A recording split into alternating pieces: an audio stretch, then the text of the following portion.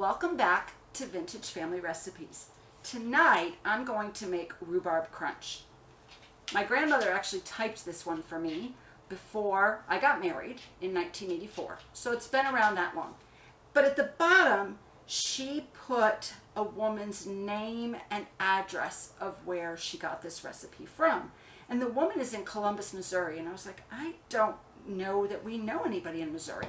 So I did a quick Google check, and this woman, Maxine, she actually would send people recipes in the mail if she came across an editorial that they wrote, or if they wrote something, if they wrote an article for a magazine, or if they saw something of hers and asked for a recipe. So I have no idea exactly how my grandmother got it, but she got it from Maxine in Missouri. So that was, I thought, extremely fascinating. I have already melted my half a cup of butter. Are you done now barking at me? Okay, good. I am going to make this gluten-free as well because I love rhubarb and not everybody in my family does. I'm next going to add 3/4 of oats that are gluten-free. I'm going to pour in my cup of flour. And next is the cup of brown sugar.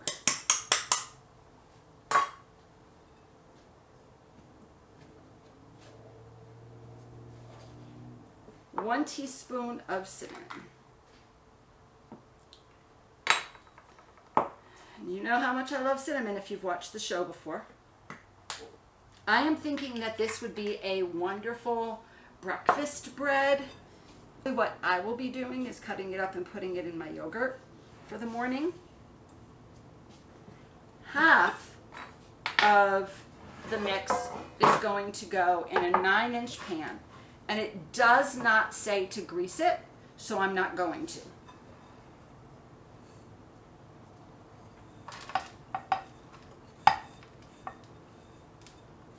That looks like about half, maybe even a little more than half. And that smushes on the bottom. Get it all around the sides. There we go. I believe the rhubarb is next. And this might really just be 4 cups. I don't remember how much I measured out when I did it, so I didn't measure carefully. So I really do want to make sure that I measure it more carefully this time. Here's my 2.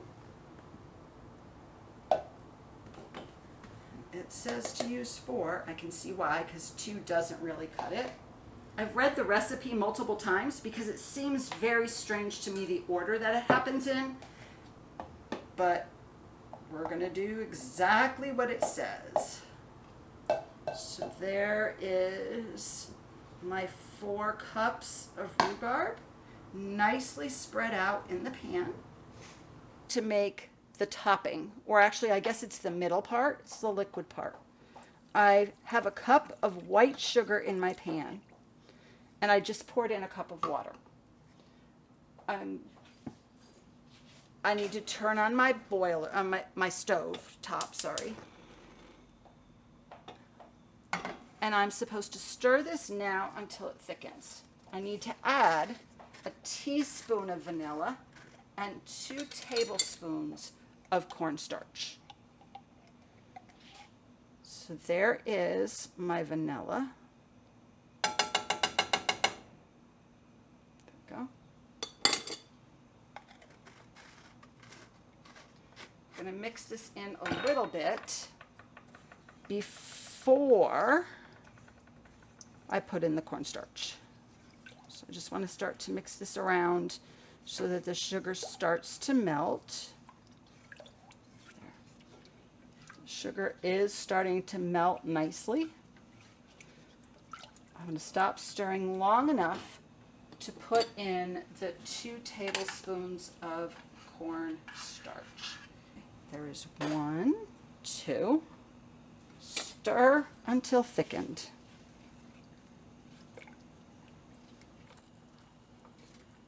And I'm going to turn my flame down a little bit.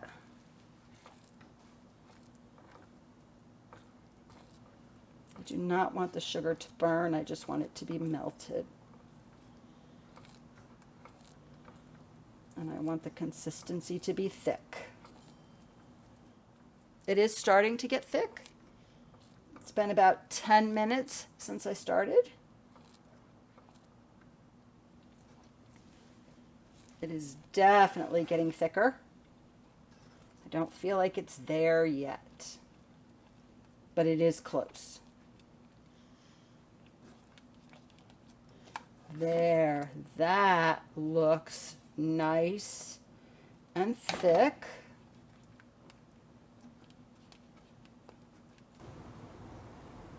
I'm just going to pour this over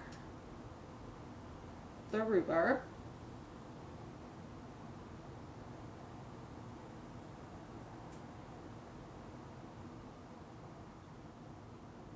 Oh, it makes the rhubarb smell even better than normal.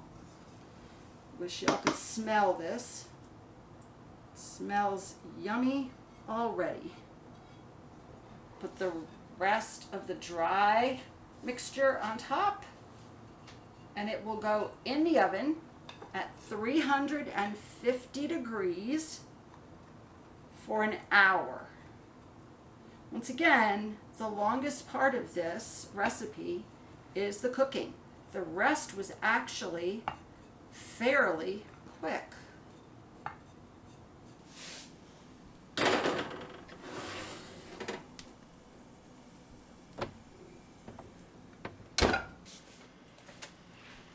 Let's pull this out and take a look. Oh my, it's bubbly.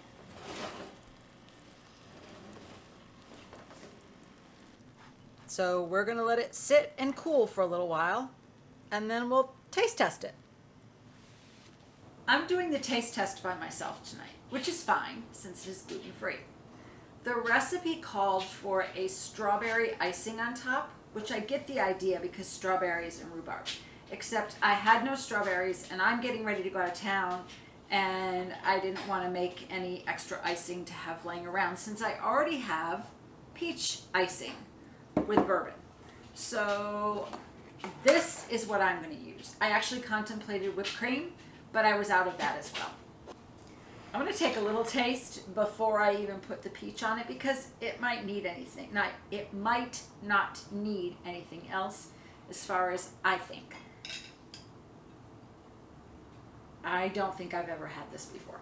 I know I've never made it before. Oh, it's still hot.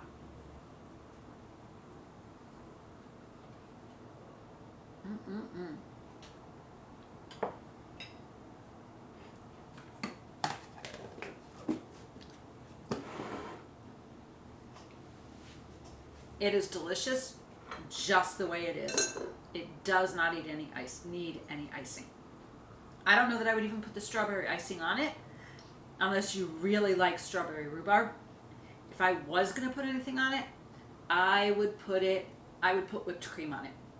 And like I said, I'm probably going to just take this in the morning and mix it in with my yogurt and eat it with my plain yogurt, and that'll be my breakfast. It is delicious. Don't know why my grandmother never fed this to me. Thank you for watching.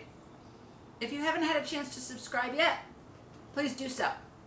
Leave us a like, leave us a comment, and we'll see you next time on Vintage Family Recipes.